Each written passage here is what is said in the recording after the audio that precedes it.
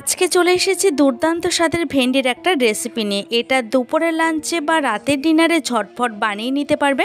কালারটা দেখে আশা করি তোমরা বুঝতেই পারছো যে কতটা লোভনীয় হয়েছে।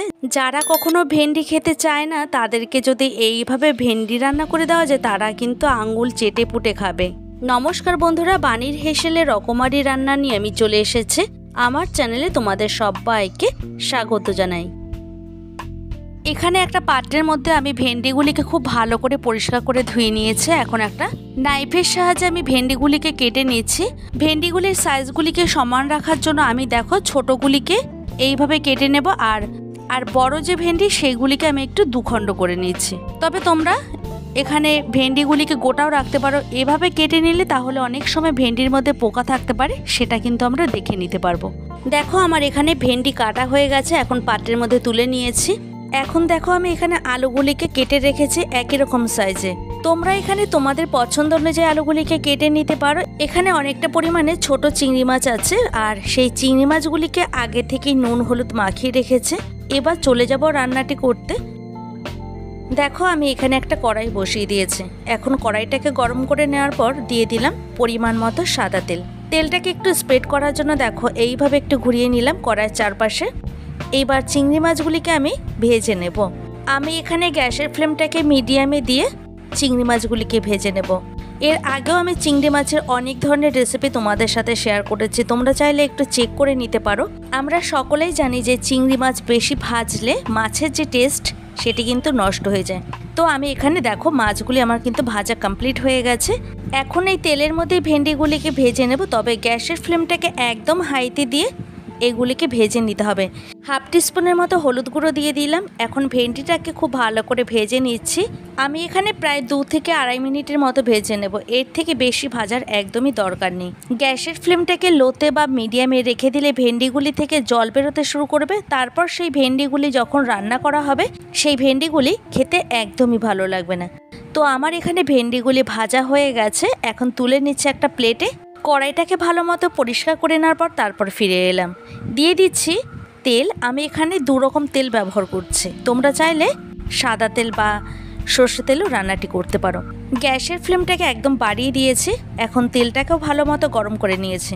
দিয়ে দিচ্ছি ফোড়নে গোটা জিরে। এরপর এর মধ্যে দিয়ে দিলাম কেটে ধুয়ে রাখা সেই আলুগুলিকে। এখন গ্যাসের ফ্লেমটাকে মিডিয়ামে দিয়ে আলুগুলিকে প্রায় 2 থেকে 3 মিনিটের মতো ভেজে নেব।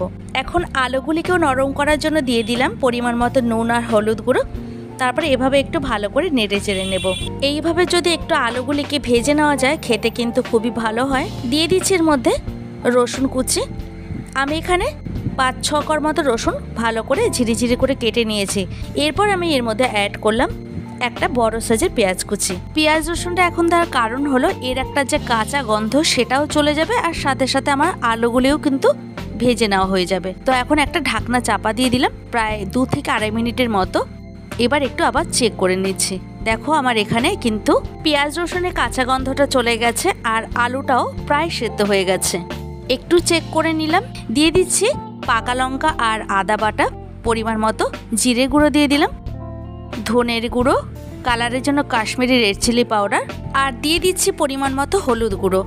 এখন এই উপকরণগুলিকে খুব ভালো করে আলুর মধ্যে মিশিয়ে নিতে হবে। গ্যাসের ফ্লেমটাকে একদম লোতে রেখে আমি এখন মশলাগুলিকে খুব ভালো করে কষিয়ে নিচ্ছি। এবার এর মধ্যে ভেজে রাখা চিংড়ি মাছগুলিকে দিয়ে দিলাম। দিচ্ছি সামান্য একটু মশলা বাটি ধোয়া জল। এতে মশলাগুলি নিচে থেকে পুড়ে যাবে না, আর খুব সুন্দর মশলাটা কিন্তু কষানো হবে। তো আমি বারে বারে একটু আলুটাকে একটু চেক করে নিচ্ছি।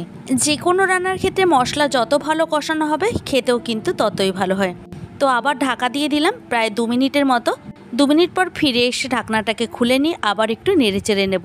দেখো আমি নিচে থেকে কিন্তু এইভাবে নেড়ে চেড়ে নেওয়ার পর দিয়ে দিলাম পরিমাণ মতো গরম জল। হ্যাঁ, তোমরা অবশ্যই গরম জলটাই ব্যবহার করবে। এভাবে যদি গরম জল দিয়ে রান্নাটি করো খেতে কিন্তু খুবই ভালো হয়। আমার যেহেতু এখানে আলুগুলি খুব ভালো মতো সেদ্ধ হয়ে গেছে, তাই রান্নাটি করতে কিন্তু আর বেশি সময় নেবে না। এখন গ্যাসের ফ্লেমটাকে একদম হাইতে দিয়ে ঝোলটাকে খুব ভালো করে ফুটিয়ে নেওয়ার পর দিয়ে দিলাম পরিমাণ মতো নুন।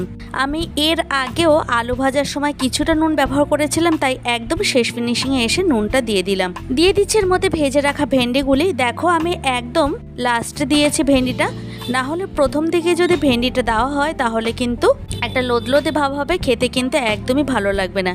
তো আমার এখানে আলুটা যখন পুরোপুরি সেদ্ধ হয়ে গেছে, তারপরে ঝোলটাকে খুব ভালো করে ফুটিয়ে নেওয়ার পর একদম শেষে আমি ভেন্ডিগুলিকে দিয়ে দিলাম। এতে খেতেও কিন্তু খুব ভালো লাগবে আর ভেন্ডিগুলি কিন্তু একটাও ভাঙবে না।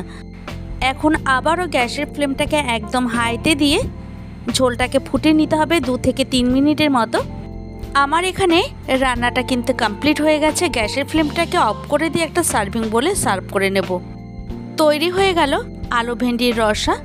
যদি আমার চ্যানেলে এই ধরনের আরও নিত্য নতুন ভিডিও পেতে চাও তাহলে অবশ্যই একটা লাইক কমেন্ট শেয়ার করো। তোমাদের একটা লাইক আর একটা কমেন্ট আমাকে আরও নতুন ভিডিও তৈরি করে উৎসাহ জাগিয়ে তোলে। দেখা হবে অন্য কোনো ভিডিওতে। ভালো থাকবে প্রত্যেকেই, আর তোমরাও সবাইকে ভালো রেখো। আমার সঙ্গে এতক্ষণ থাকার জন্য তোমাদেরকে অসংখ্য ধন্যবাদ।